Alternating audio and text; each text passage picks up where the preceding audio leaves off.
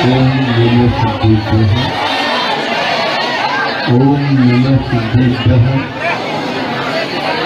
ओम नमः सिद्धेभ्यः। अहिंसा परमो धर्म की जय। आचार्य गुरुवर श्री कुंड भगवान की जय। आचार्य गुरुवर श्री ज्ञानचंद मुनि महाराज की जय।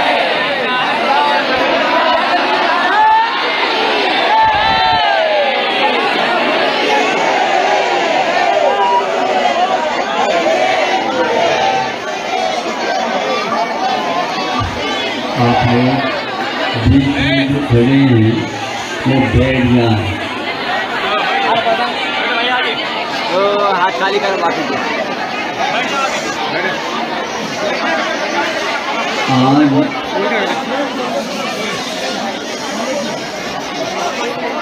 यत्र भारत में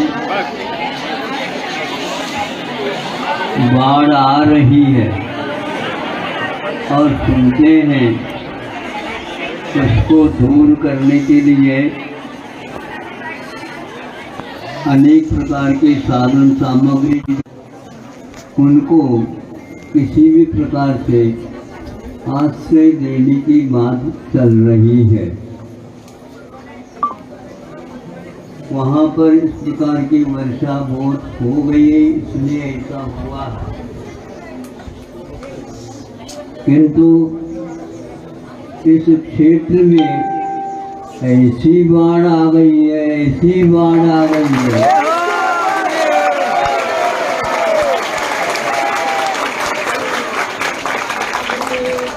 बेकाबू है। इसको दूर करने का एक ही मात्र उपाय है, पार्श्वनाथ भगवान हम लोगों के ऊपर कृपा करेंगे।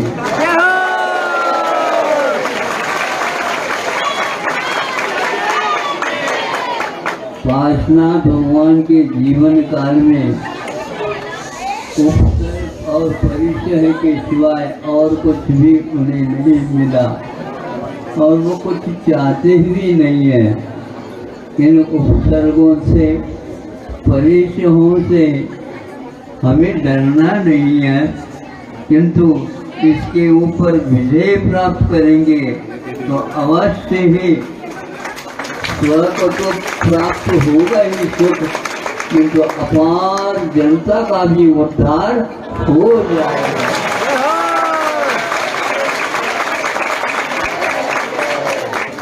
वर्षों से ये भाव होते थे, भगवान तो भगवान होते हैं, वीतरागी होते हैं, किंतु मात्र भी अपने पास शरीर के सिवाय और कुछ भी नहीं रखते। और इस परिग्रह को, शरीर रूपी परिग्रह को भी वे उतारने के लिए ऐसे कठिन साधना करते रहते हैं और किसी को पहले बोलते नहीं हो। इसलिए नहीं बोलते, स्वयं हम उस दशा को प्राप्त कर ले, फिर बताने की कोई आवश्यकता नहीं है। ऐसी कठिन साधना इन्होंने अपने जीवन काल में ये उपसर्ग वाले तीर्थंकर कहलाते हैं। इनको इन उपसर्गों से कोई भी डर नहीं है, न ही कोई वास्ता है, क्योंकि शरीर को वैसे पृथक नहीं किया जा सकता। अनंतों बार कई बार यह शरीर हमसे छूट भी गया है, लेकिन भीतरी जो शरीर है, कार्बन शरीर, तेज शरीर, अनादि संबंधी जो इनका संबंध अनादिकाल से है। ऊपर के परिग्रह तो है ही, किंतु ये शरीर जो लगा हुआ यह मुख्य परिग्रह है, और जिसका शरीर के प्रति मोह रहता है, स्वप्न में भी उसे निर्वाण की प्राप्ति नहीं होती है। इसलिए ऐसी साधना के धनी तीर्थंकर और भी सामान्य जो कि सम्य ज्ञान से उनका जीवन मंडित रहता है, वे उस ज्ञान के माध्यम से इस रहस्य को जान करके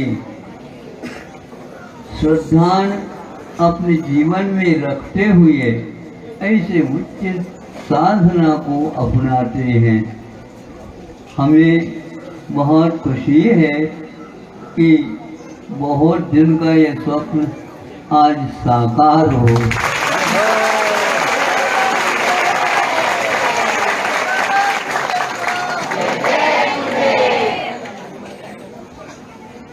इन आँखों से श्री जी का स्वरूप ऊपर से जान करके देख करके मन में आह्लाद हुआ।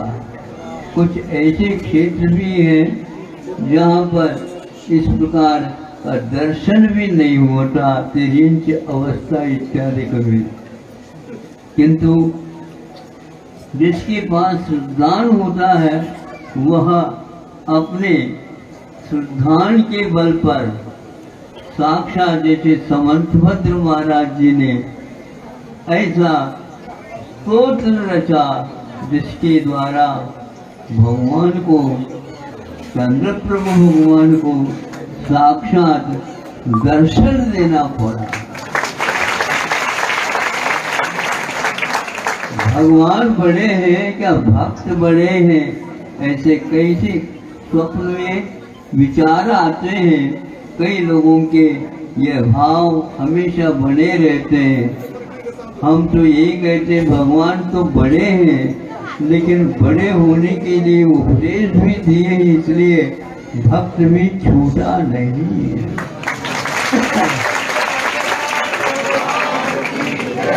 भगवान ने ये कहा है कि हमारे सामने मत खड़े रहो, हमारे आसपास में खड़े रहो, क्योंकि हमारे में और तुम्हारे में कोई अंतर नहीं है। यदि है तो वह राग का है, और राग को छोड़ो। राग जिन वस्तुओं से होता है उन वस्तुओं को भी छोड़ो। बाहर भी छूटा हुआ स्वरूप दिखे तो भीतर भी उसके कारण वे सब परिग्रह होते हुए भी दूर दिखते हैं, अथवा हमारे स्वरूप में उनका कोई अस्तित्व नहीं। ये सारे रूप, रस, गंध, स्पर्श आदि हमारे शरीर जिस प्रकार पृथक है उसी प्रकार पृथक है। ऐसी रात दिन साधना करने वाले महापुरुष, उनके तो दर्शन आज होते हैं, वह बहुत बड़ा दुर्लभ पुण्य के उदय से है।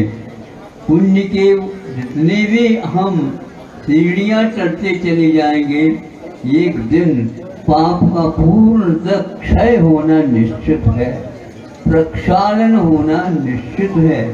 क्योंकि पुण्य और पाप में, इन दोनों में भेद में इतने अंतर है कि वह पुण्य उस पाप को पूर्णतः प्रक्षालित कर देता है।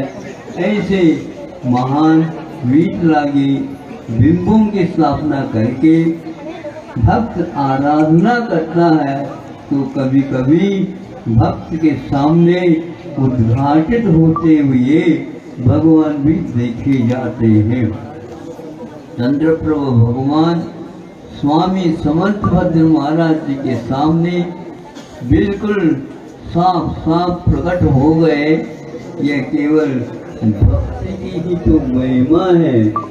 आज तक जितने भी भगवान बने वे सीधे नहीं बने हैं और मात्र विचार करने से नहीं बने हैं, किंतु अनन्य भक्त बन जाते हैं। संसार के पदार्थों के प्रति रुचि नहीं रखते हैं, तब कहीं साक्षात बिंब भी वहाँ पर उद्घाटित हो जाता है।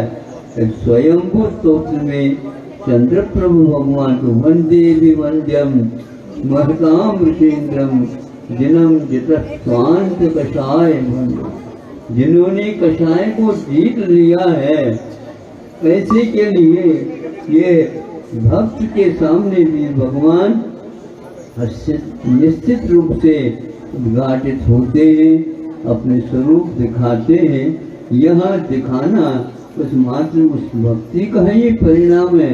भगवान हमारे किसी के पास आते नहीं और जाते नहीं और किसी को बुलाते नहीं, लेकिन हम उनको वो बुलाते नहीं, कोई बात नहीं, लेकिन कहा है हमें बुलाना नहीं।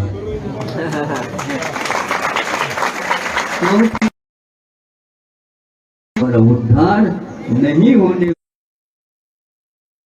वाला है, मैं किसी को बुलाता नहीं, नहीं भुलाता हूँ, किंतु एकमात्र रहस्य है, तुम भक्त बने रहोगे तो मुझे सहा नहीं जाएगा तुम्हारा कार्य भक्ति का कितना है। इसलिए भगवान का कार्य तुम्हें जल्दी जल्दी प्राप्त हो। ऐसे स्थानों में जाने से हमें एकदम होता जाता है ज्ञान, और उस ज्ञान के बल पर हमारा यह जीवन अधूरा भी पूरा होने को होता है। कई लोग कह रहे थे महाराज किधर जा रहे हो, ये अनंत है स्थान, कहाँ जाना कहाँ आना, जहाँ जाना कहाँ आना, कहाँ से आना, इन सबको भूल जाना ही एकमात्र हमारा कर्तव्य है। ये विकल्प हमसे छूट जाए और एक के बाद एक गांव, एक के बाद एक नगर, एक के बाद एक जिला और एक के बाद एक प्रांत यूं लांघते हुए शिरपुर में आज आ रहे हैं।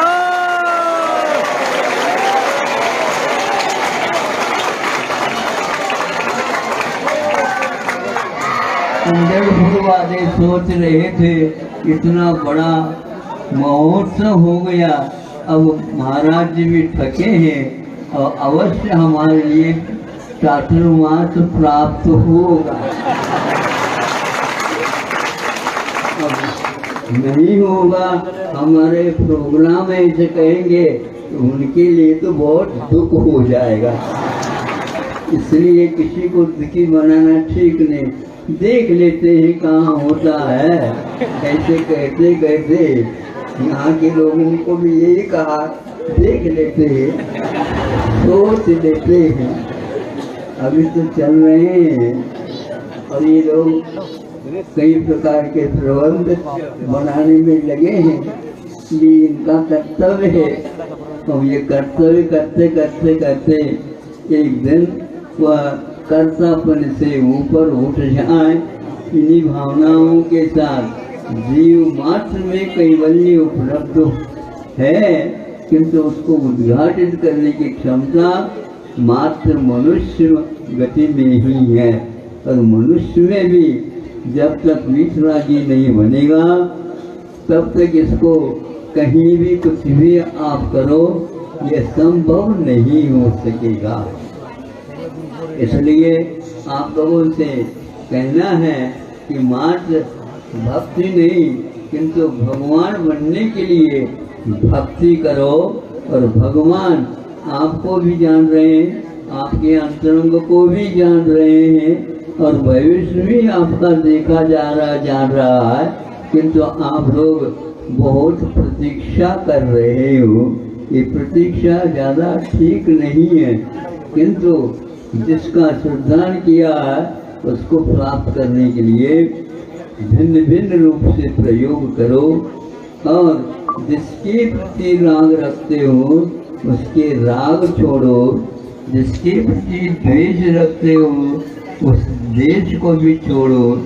किंतु द्वेष छोड़ने का क्रम प्रथम है और राग छोड़ने का क्रम बाद में है। पर को छोड़ना प्रथम कर्तव्य है और भगवान को भी हम भगवान के रूप में मानते हुए उन्हीं के समान हमें भी होना है। यह विकल्प नहीं है, किंतु निर्विकल्प होने का साधन है। आज हम यहाँ आए हैं, इसका अर्थ ये नहीं है यहीं पर रहना है। यहाँ पर कोई भी नहीं रह सकता, यहाँ पर कोई भी रह नहीं सकता, क्योंकि चक्कर है। इस चक्कर को ऊपर इससे भी उठने के लिए ही हमें इस प्रकार के साधना करने वालों का ध्यान करना है और उन्हीं के समान हमारा भी ध्यान हो, ये मन में भावना रखना चाहिए। सद्गुण लग गए अहम वंदे, उनके गुणों के समान ही हमारे भीतर भी गुणों का विकास हो, उद्घाटन हो, प्राप्ति हो, लाभ हो। प्रभु और कुछ भी हमें नहीं चाहिए। चाहने से कोई वस्तु प्राप्त नहीं होती, लेकिन मुक्ति चाहेंगे, केवल मुक्ति चाहेंगे, अवश्य ही प्राप्त हो जाती है।